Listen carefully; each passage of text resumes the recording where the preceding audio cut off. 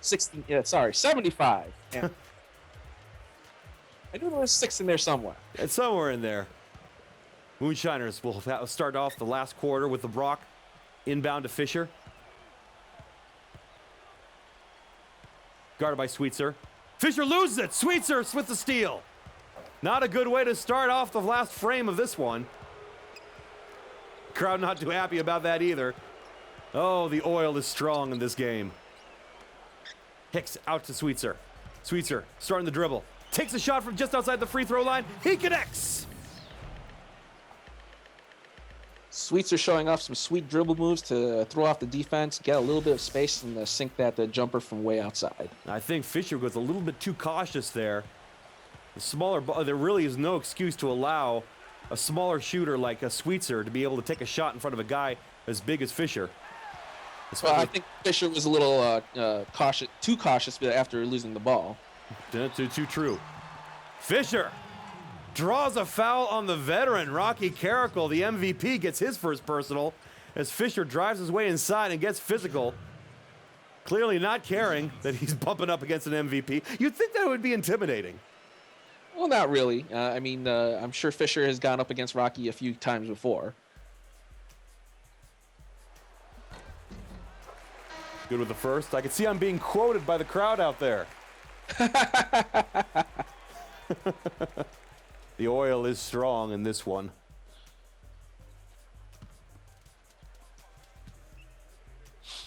Fisher lining up for the second. Good as well. Tennessee keeps their 6-point lead. A lot of sevens up there. Edmonton 71, Tennessee 77. Just a little over 11 minutes left in the final frame. Sweetser with a rock. Bouncing back and forth, trying to find an inbound or get inside to the kennel, but is pushed out, has to kick it out to Hicks. Hicks now back in the woods. Cross court. Carrickle open. And when Carrickle's open, he makes buckets. Yeah, Rocky was just running all over the court. Finally, he was able to shake his defender, get that open look, and get the ball and swish it down. Jamie Velasquez defending, not able to get there in time. Has the big wing, but you got to get close enough to use it. Fisher, hesitation dribble. Pushing back Sweetser. Pushing back the little dog. Turn around. See, that is exactly the play that you should have when you got Fisher matched up with Sweetser.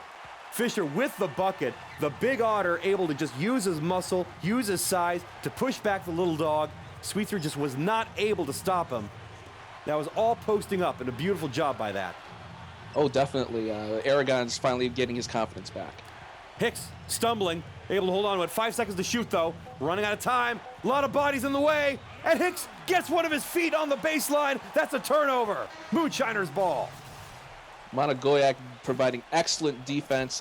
I'm sure that he's practiced against Hicks a lot when he was with the Moonshiners, with the Minutemen. So apparently that was one of those plays. Velasquez brings the ball up. 10 minutes left in the fourth. Isolating, got Carrickle in front of her. These are the two to watch in this game. Velasquez and Carrickle both have been playing great tonight. Fisher kicks it out. Carpenter from 20. No good. Not his shot. They were took a little bit of a risk there, asking the Beaver to make the long shot, but he was not able to connect as anyone would expect. He was wide open, but yeah, definitely not a shot. He should have been a few more feet inside. Parsons still with it. Deep Woods running out of time. 5 seconds to shoot from 3. No good. Monagoyak with the rebound. Going back the other way. Didn't give his teammates any chance to get the second chance opportunity. Monagoyak takes it in. Clear himself. What a curl around all the D and even his own teammates. I don't know how he found that path, but the Wolverine just charges through the woods, getting past all the trees on his way to the hoop. 9 minutes left in the game, still a 6-point lead. Bounce pass inside. Fastrikiel back to the basket. Turn around in the middle of the kennel. No good. Terranor with a pickup. Fisher with it now. They have a chance to take a double-digit lead with a bucket here. Monagoyak over to Fisher. Back to Monagoyak. Monagoyak from the corner. In and out. No good. Recovered by Hicks. I love how the Edmonton bench were all booing Monagoyak right behind him. They did not, yes, totally. No good on the possession. That was a beautiful effort there, but it was just not enough. Ooh, not enough mustard on that one. Just needed a little bit more push in order to get through the silk. Well, you got to remember that PT was also charging in there. The big otter was on his way, and no doubt that caused a little bit of an earthquake when he's charging. Rocky with the reach-in foul, so sideline inbound for the Moonshiners. 14 seconds on the shot clock. Another tough pass inside, trying to find that corner, but this time it's stolen. Hicks with a rock. Totem's pass. Parsons with it, takes it out to the deep woods. Parsons gets around the D, and he sinks it with a runner.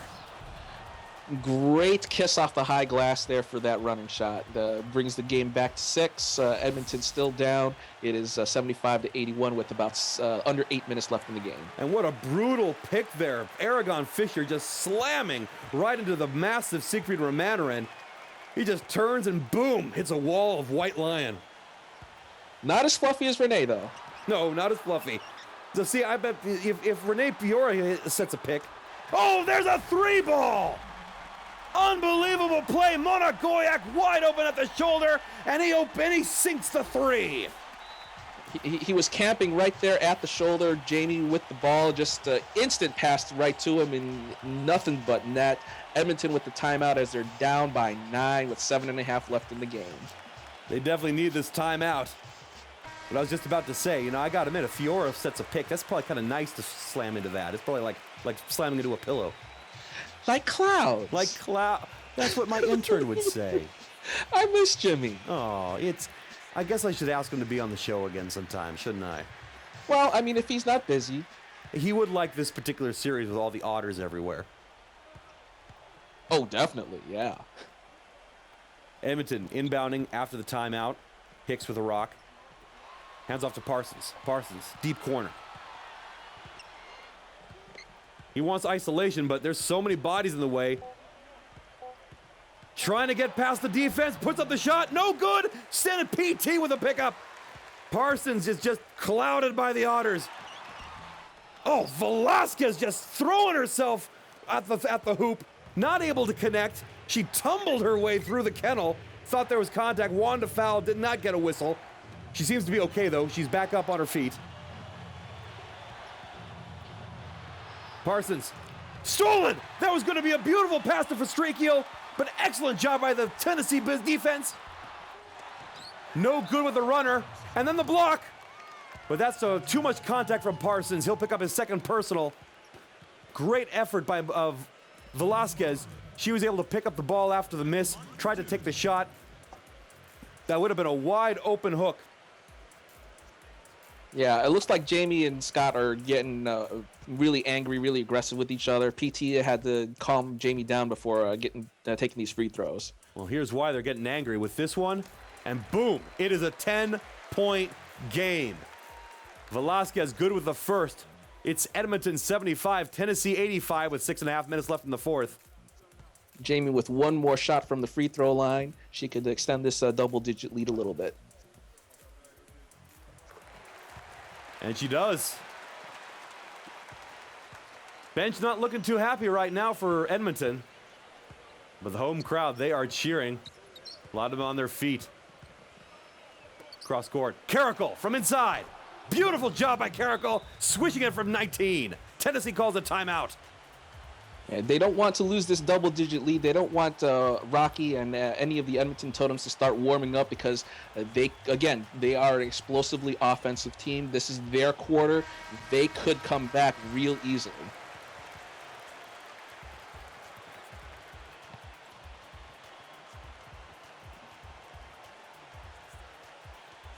Moonshiners lining up after the quick timeout there, just trying to discuss things.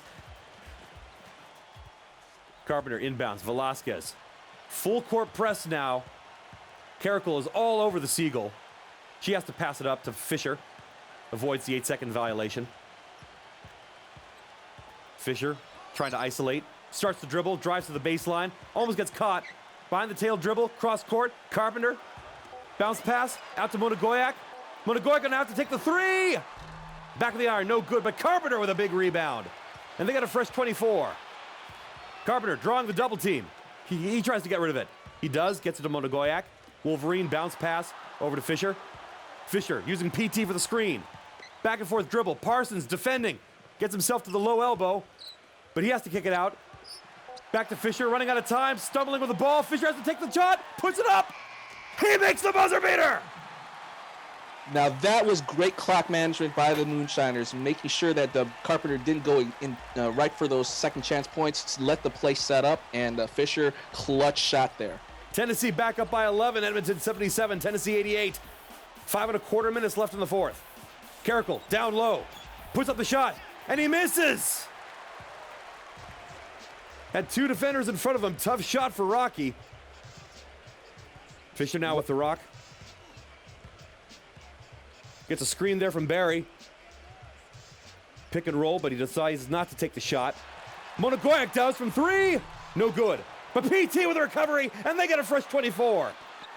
Keep burning that clock. That's what the Moonshiners are doing right now. Fisher taking it back out to the woods. Guarded by Parsons. Lots of room for them. It's wide open country. Ends up giving it to Velasquez. The Seagull gets to the free throw line. She loses it. It's picked up by Parsons. Parsons to the races. He's wide open. And Scott Parsons slams it down with that big oily paw. Yeah, I'm pretty sure Fisher, if he was actually ahead, would probably have tried for the block, but there's no reason to do it right now. Yeah, no, you're absolutely right. I mean, he was chasing him after him, and no doubt he could have made more of an effort, but in a situation like that, when you've already got the lead, you just don't want to risk giving him a potential three-point play. Fisher to the baseline, but he steps back out to the woods, working around the arc, pull back. He gets around the defense, inside. Oh! What a dribble move! Fisher with the great pass fake to Barry Carpenter. The defense was faked out, gave him the open lane, and drove right on down. Fantastic job by the Otter. Got a wide open lane, and he was able to swim his way right down the river. Carrickle, back of the iron, no good. Recovered by Monagoyak. Excellent job boxing out. There were no Edmonton players around the hoop when that ball hit the back of the iron. 3:30 left in the game. Tennessee up by 11, 90-79. Monagoyak in the deep woods. Handoff. Velasquez.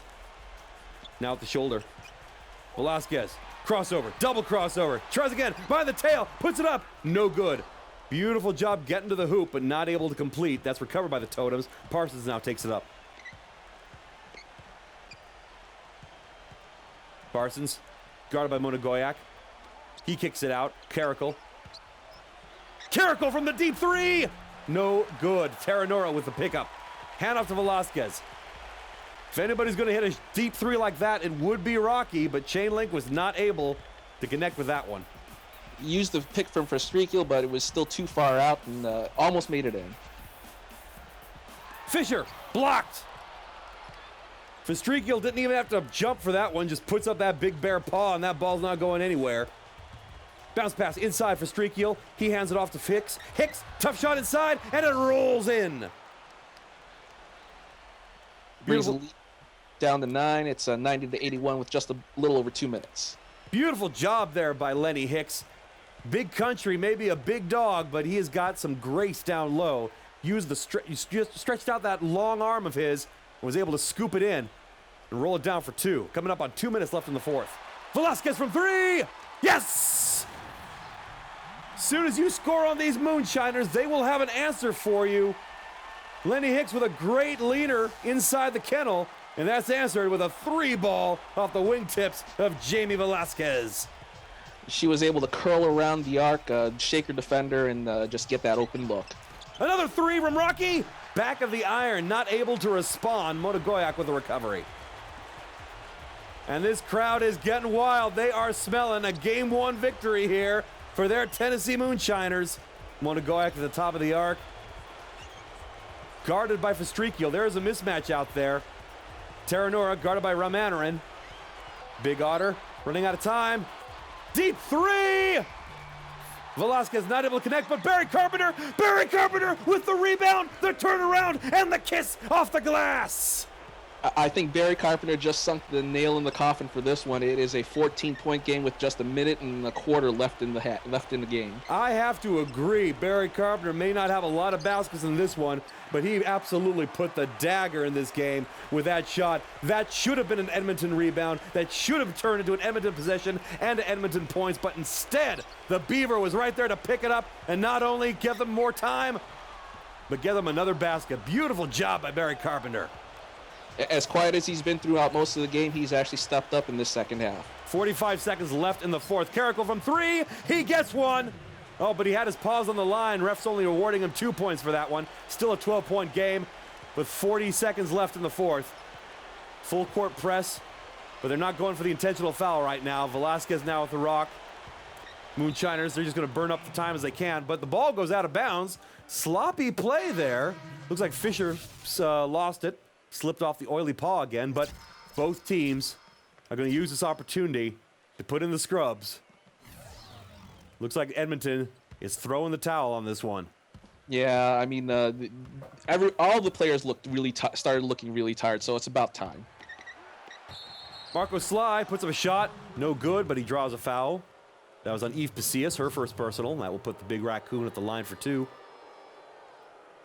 Just going through the motions right now with about 27.9 seconds left on the clock. A double-digit lead. Not impossible to get back, but at this point in time, if you're putting in the scrubs, yeah, it's definitely game over. Sly good with the first. Quite a career here for Marcus Sly, and an exciting opportunity. Been a staple with the Plymouth Taproots for most of his career, along with his good friend Sanford Thiessen. But here at the Totems, able to make themselves a trip here to the finals. They haven't had a trip to the finals since the 2010 finals when the Taproots played against the Dakota Bikers. He's good with both. Makes a 10-point game. Sorry, go ahead. Yeah, no, it's really nice to see the Raccoons back in the finals. I mean, they were quite the show back in 2010, and they're making a show of it now, even though they're coming off the bench. Huckins Stores inside, finds Pasillas down low. Pasillas holds onto it. She's blocked. Sly's got it, but there's only 5 seconds left. 3, 2, 1. Sweetser, half court. No good, back of the iron. And the final score will be a double-digit win for Tennessee. Edmonton Totems 85, Tennessee Moonshiners 95.